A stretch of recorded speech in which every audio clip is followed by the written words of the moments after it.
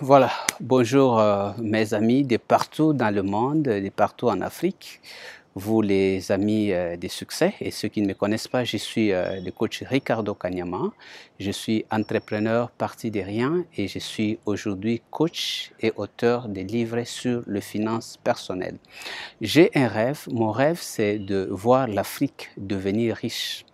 Parce qu'aujourd'hui, notre continent est celui qui a la population la plus pauvre au monde, comme vous le savez. Et les Africains, à travers le monde, se trouvent souvent parmi les communautés les plus pauvres. Et je me dis, malgré les défis actuels, malgré les problèmes auxquels nous sommes confrontés, ils sont divers, mais il y a une chose à laquelle nous devrions nous accrocher à tout prix. Et cette chose, c'est le rêve d'une vie différente, le rêve de voir l'Afrique devenir riche.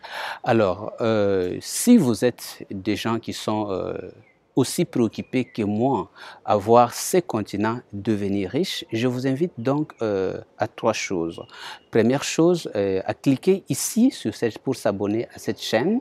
Cela vous permettra de recevoir les notifications sur le partage de connaissances et d'informations que nous faisons afin d'enrichir les Africains parce que la richesse commence par le mental. Nous ne pouvons pas éradiquer la pauvreté matérielle et financière si nous n'éradiquons pas au préalable la pauvreté mentale et anthropologique. Et ici, je partage les connaissances qui permettent aux Africains de trouver comment résoudre le problème de la pauvreté. Et en s'abonnant à cette chaîne, ça vous permettra chaque fois de recevoir ces notifications et aussi ça nous permettra de mettre ensemble tous les Africains qui au moins ont le rêve de voir l'Afrique devenir riche. Et l'Afrique ne peut pas devenir riche si chaque Africain individuellement ne change pas de vie, ne devient pas riche. Deux, je vous invite donc à cliquer au lien qui se trouve ici-bas sur le lien L'Achève de ma mère. Il s'agit d'un livre que j'ai écrit sur l'intelligence financière. C'est un livre qui parle de mon expérience et des connaissances que j'avais découvertes, qui sont des connaissances ignorées dans les écoles conventionnelles.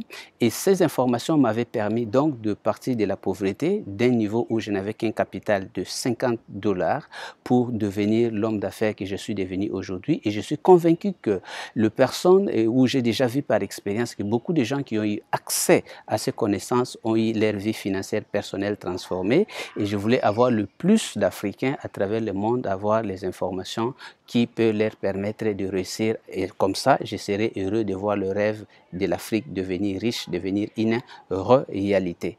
En troisième lieu, lorsque vous vous abonnez dans cette chaîne, ça nous permet donc de mettre ensemble tous les Africains qui ont encore le rêve. Je dis pourquoi? Parce que le pessimisme a atteint un niveau où beaucoup de gens ne pensent même plus que l'Afrique pourra sortir de la pauvreté. Aujourd'hui, je vais vous parler d'une chose très importante. C'est une information qui pourrait nous aider à prendre conscience et à résoudre le problème de la pauvreté en Afrique. Je vais vous expliquer pourquoi ça ne marche pas en Afrique et pourquoi si nous continuons à faire les choses de la même manière, ça ne marchera jamais. Vous savez, Einstein a dit être insensé, se faire les choses toujours de la même manière, mais vouloir que le résultat change. Alors, si aujourd'hui l'Afrique se trouve là où elle est, c'est parce qu'il y a certaines choses qu'on a toujours faites de la même manière, depuis les années d'indépendance jusqu'à aujourd'hui. Ça donne le mauvais résultat, mais le peuple, le gouvernant, la société continue à faire toujours ces choses de la même manière. Je vous jure, si on ne prend pas conscience et on continue à faire des choses de cette manière, l'Afrique peut encore rester dans la pauvreté dans les 400 prochaines années. Mais parce que nous ne voulons pas que cela arrive, parce que nous savons que peut-être la solution ne viendra même pas de nos gouvernants, qui sont parfois aveugles et qui sont habitués dans un schéma qui n'amène nulle part, mais parce qu'ils sont habitués, ils continuent à le faire. Nous devons nous lever, nous devons prendre les choses en main et je suis la personne qui assume aujourd'hui que l'Afrique, c'est mon continent. L'Afrique, c'est mon affaire, l'Afrique, c'est ma préoccupation. Et comme une mère, c'est notre devoir de nous lever et de changer la situation de notre mère. Donc, je vais vous parler des causes. Vous ne pouvez pas résoudre un problème si vous ne connaissez pas quelle est la cause qui est à l'origine de ces problèmes. C'est comme en médecine, un bon médecin, avant de prescrire un traitement, doit d'abord faire un bon diagnostic sur les causes de la maladie. Il doit traiter la cause et non pas les effets. Alors aujourd'hui en Afrique, nous avons un problème de pauvreté. Pourquoi ça ne marche pas? Ça ne marche pas parce que toutes les politiques africaines de la formation de la jeunesse partent d'une thèse économique qui dit que le développement de l'éducation entraîne automatiquement le développement économique. Cela avait été prouvé dans l'histoire des États-Unis, dans les histoires de l'Europe, et tous les grands économistes, comme les Spencer, ont démontré qu'il y avait une corrélation entre le développement de l'éducation et le développement économique. Mais aujourd'hui, en Afrique, on se trouve devant un paradoxe. C'est quoi le paradoxe? La même théorie qui avait permis le développement dans d'autres pays, ici a donné un résultat inverse. Vous savez par exemple qu'en 1960, dans un pays africain qui accédait à l'indépendance, il n'y avait pas plus de 100 diplômés universitaires. Il n'y avait pas plus de 100. Vous pouvez vérifier dans la majorité des pays. Pourtant, les niveaux économique que certains pays avaient en ces années-là, vers les années 60, était nettement plus élevé que les niveaux actuels, plus de 60 ans après.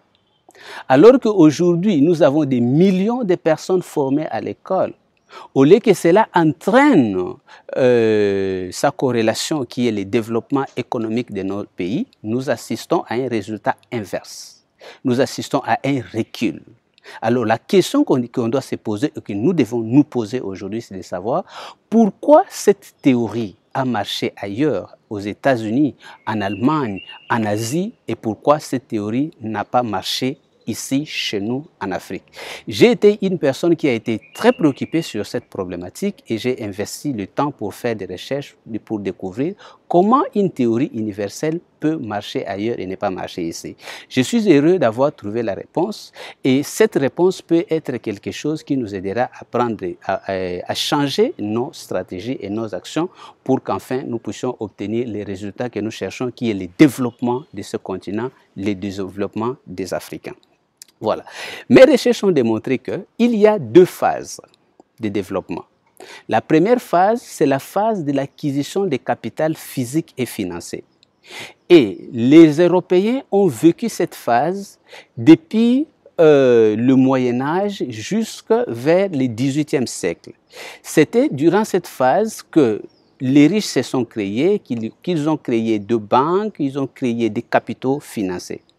Et le développement dont on parle ici, le développement économique qui est fonction du développement de l'éducation, ne peut être possible que dans un contexte où il y a déjà une création du capital physique ou du capital financier. Voilà pourquoi dans le XXe siècle, parce que cette théorie est même une théorie du XXe siècle, l'Occident qui avait déjà passé sa période de création des capitaux, lorsqu'ils ont investi dans l'éducation, le développement de l'éducation a entraîné le développement de l'économie. Pourquoi ça ne marche pas en Afrique? Parce que les circonstances ou les paramètres sont différents. Les Africains ont commencé par appliquer cette théorie de faire développer les pays par le développement de l'éducation en un moment où nous n'avons pas de capitaux financiers propres. Le capital financier dans un pays, c'est le capital soit des individus, soit de ces institutions, soit de l'État. Et parce que les Africains n'ont pas de capitaux, ils sont donc obligés aujourd'hui, ou ils se retrouvent aujourd'hui avec une population de millions de personnes qui ont été formées à l'école, qui ont des compétences, qui ont un savoir et un savoir-faire, mais qui ne trouvent pas de marché d'emploi. Pourquoi? Parce que personne n'a de capitaux pour investir. Donc, si nous continuons à appliquer les connaissances économiques comme cela s'applique jusqu'à aujourd'hui, on peut répéter cette manière de faire jusqu'à l'infini. L'Afrique ne sortira jamais de la pauvreté. Nous irons de mal en pire. Il y aura de plus en plus de gens qui ont étudié et qui ne trouveront pas d'emploi ou qui n'auront pas de salaire décent à cause de la pauvreté, à cause de l'offre qui dépassait la demande. Alors, je voulais tout simplement aujourd'hui vous expliquer pourquoi. Regardez comment ça se passe. Aujourd'hui, nombreux des gouvernants de tous les pays africains en général, leur discours ressemble à celui-ci. Nous allons chercher les investisseurs et ils vont créer les emplois. Vérifier que ce soit en Angola, au Congo, au Cameroun, en Côte d'Ivoire, en Guinée, au Niger et partout. C'est ça le discours de l'homme économique pour tenter de résoudre le paradoxe dans lequel nous nous trouvons. Mais pourquoi cette théorie ne marchera pas? Pourquoi? Parce que cette solution n'est pas une solution efficace. Mes chers frères et sœurs, prenons conscience de cela.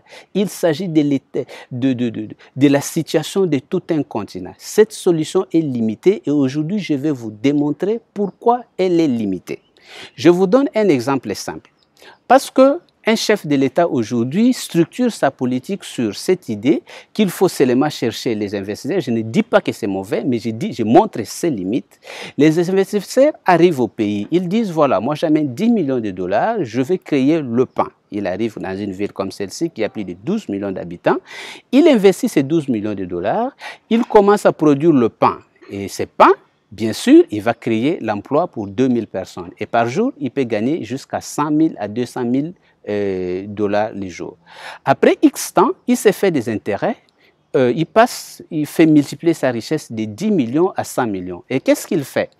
Il voit que bon, il n'a plus intérêt de rester en Afrique, maintenant il est riche, il veut devenir investisseur financier. Il s'est dit, bon, moi je ne reste plus en Afrique, il y a beaucoup de tracasseries, il y a beaucoup de ceci, je ferme mon entreprise. Il ferme son entreprise. Il récupère son argent qu'il a déjà rapatrié chez lui, il rentre. Les 2000 personnes qui travaillaient chez lui, malgré un temps où ils ont relativement eu un salaire qu'ils dépensaient chaque mois sans intelligence financière comme celle que nous enseigne la chef de ma mère, sont obligés de rentrer au chômage. Ils ne trouvent pas d'emploi.